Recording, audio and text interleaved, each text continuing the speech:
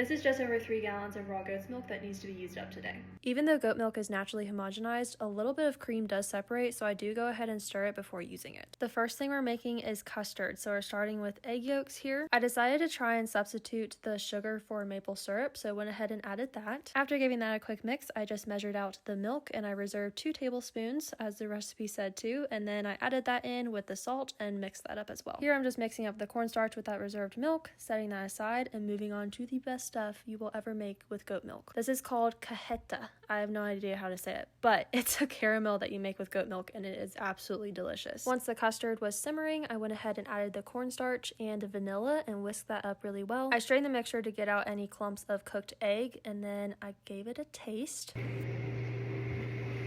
Wait.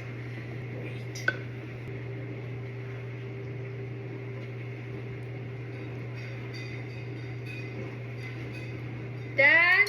I was shooketh. It is so good. So there I measured out milk for yogurt, and then I'm freezing the rest for soap. Once the caramel pot was simmering, I added in a baking soda mixture, which makes it foam up to like 2 or 3 times the size. This is it after a little while simmering down. Now here's the yogurt. You have to get it up to a certain temperature. It got kind of cooked, so I went ahead and strained it. This may have been where it went wrong. I then added yogurt that had live cultures in it and whisked it up really well before putting it in jars, and then I did put it in a cooler with warm water. This isn't the preferred way to incubate yogurt, so if you have any better ideas, please let me know. I added water that was 115 degrees, and I did replace the water the next day as well. This is a caramel after it had been simmering for a while, so I like to put it on a cold spoon because it gives you a sense of what the texture is going to be like once it cools down. It will turn to a rock if you boil it for too long, just letting you know. About 12 hours later, I took the yogurt out, and I will be honest, it smelled disgusting. It smelled like a sourdough starter gone really, really bad. But I realized that it was the actual whey that stunk, so I tried straining it, but the whey just kind of got mixed in, and I did try to refrigerate it overnight to see if it would separate and then strained it with cheesecloth, but it still didn't work, so the compost will love whatever the heck I grew in here. I would love feedback from people who make yogurt because I really want a successful batch. God bless and have a great day.